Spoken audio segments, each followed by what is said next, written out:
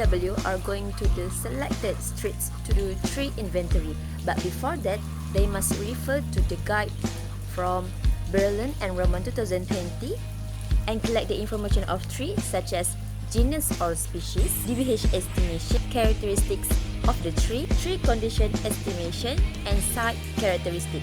Second, they must classify the characteristics of the site based on the tree canopy, buildings, grass, pavement or road, and water. Next, we are going to watch the response of my members at the site evaluation. Let's see them. Hi, okay, so the next street that we choose is Laguna Park, which is a residential area.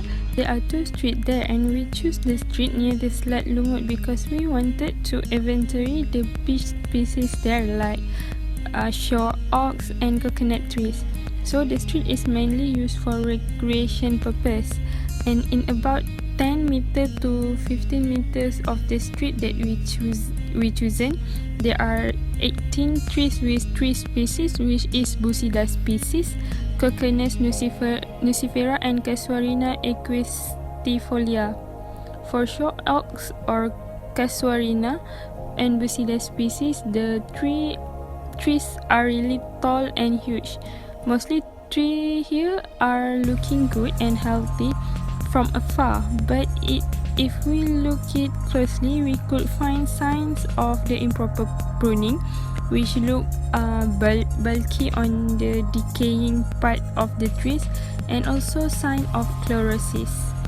Another worrisome thing is that the trees like Busida species are planted on a sloped land, and we can see the roots coming up from the soil.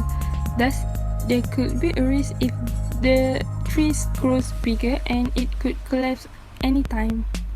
So this is the tree choosing by our group. So is in the Taman Seri surrounding in the Penang stage. So for the tree, the purpose is for people jogging and for praying. Beside there got the small temple, and then for the recreation activity. So this tree is carried by the width of the street is 10.6 meter and is carried by 3 species: Kayap, Tembusu, and mangrove.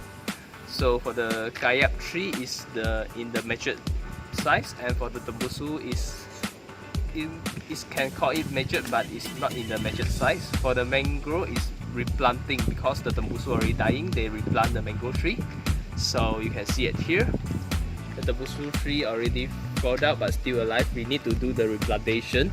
And for the Kayap tree, you can see got the border already got the border and a lot of dead branch. So we need to do some maintenance like pruning and put it pesticide. And the street is 50% covered by the canopy of the Kayap tree.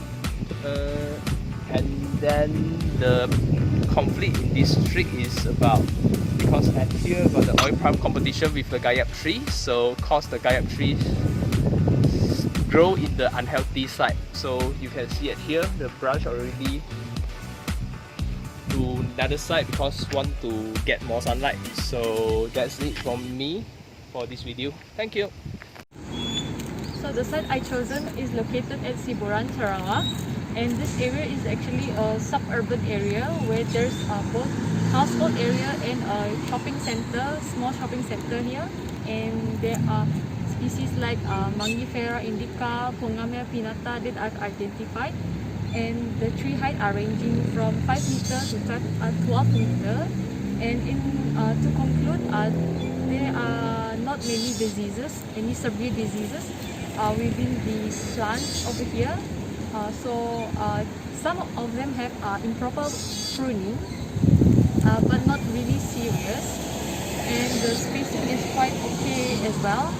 But there are trees that are still developing, so we don't know how can they cover the street roads like that. From the observation, we can trace several weaknesses on the site. So after this, we are going to do planning on how to improve the site to sustain them in a longer time.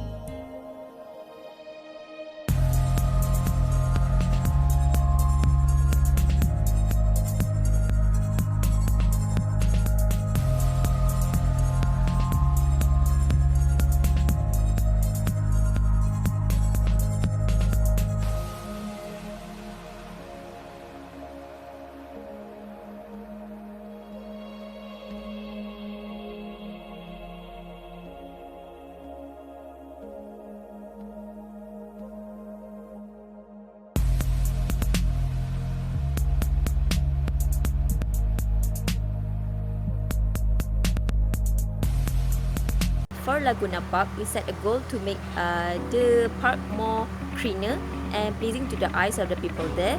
So we plan to do planting with some flowering plant, with some bright flowering plant species to add some aesthetic value at the place, such as Ixora cocina and Vinia species. Other than that, we also plan to change some species into shorter species, and we want to plant shrubs along the street that heading to the ocean as a fence, and to make the park more friendly and safe to everyone. The reason we choose Ixora cocina and Vinia species is because they are species that can adapt very well. They can adapt very well. To make sure the tree grow in healthy condition, we plan to do some removal to the selected trees to give more spaces to the tree so that they can grow healthily in the future. For arboriculture practice, we should do some pruning. Using correct tools and tree health assessment for the whole park, so that we can sustain them and make the park more beauty, attract many people to do recreation at there.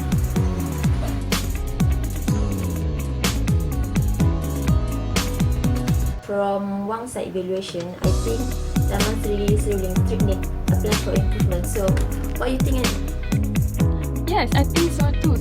So for me, the solution of this issue is to remove the wild tree to minimize the competition on kaya tree, and use pesticide to remove all the termites and infestation on the tree. And other is remove and replanted back the tree because of some hazard tree that happening. Oh, that was such a good idea. So next, what should we do? After we are already know what the solution to our issues, we need to do a planting design and arrangement so that we know where we should put all the trees, where should we remove the trees. So from these are the plan on our new arrangement. So the abnormal growth of kaya we should remove and replant it. So the small temple site should add more shrubs like Ixora species of Ficus religiosa. Okay, so the Ficus religiosa is under Gautama Buddha, is believed to have attained enlightenment, and it also a light demanding species, so it's more suitable for this species to be planted on the side of the temple. So for the species selection, so we already removed, and what we should replant on the side, right? So for the species selection, I recommend to have the light demanding species with same growth rate and same matured size tree, so that it can grow together, and it has a huge canopy size, and small root system, which will minimize the requirement of water. So for the spacing must depend on the mature size of the tree. So this is to prevent the nutrient and sunlight competition, and also create a fully closed canopy structure. So for the arboriculture practices that are needed to decide is this should based on the tree assessment that are done by annually, to make sure the vegetation is growing in a good condition. Next, equipment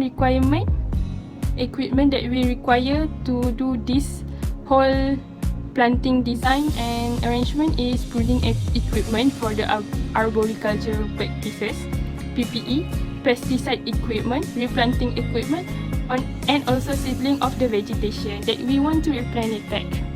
So I think that's all for the Taman Sri Seruling that was done by Wang for us to do some. Yeah, thank you. I agree with your plan, so let's proceed with the idea.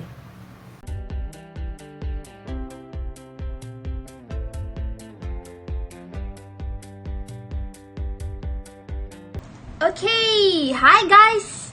For next session, I will tell you what is the improvement that can be done with the site in Taman Suri Sentah in Sarawak that had been explained by the Winnie Lawrence. I will tell you the improvement and what the suitable tree that can be planted.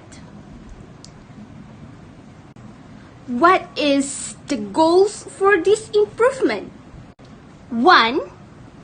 I want to make the effect of the cooling on that area, which is the cooling effects. 2. Noise barriers. Before you make any judgment or decision on that site, we need to gather the information on the site evaluation and to know about the tree species at the site. The issue with the urban tree in Taman Sentah Indah in Sarawak, because the tree does not planted at unsuitable place and the conflict with the power lines. The issue can be solved with remove the tree and planted beside the walkway and plant the shrub tree to avoid the conflict with power lines. As to solve the problem with noise barrier, we can plant the shrub tree that can create the situation, which is shrubs such as Izora sunkeys. So, all the decision making and the improvement that had been concluded here, we hope that it can provide the most safetiness to the people and the community in the area. Bye bye!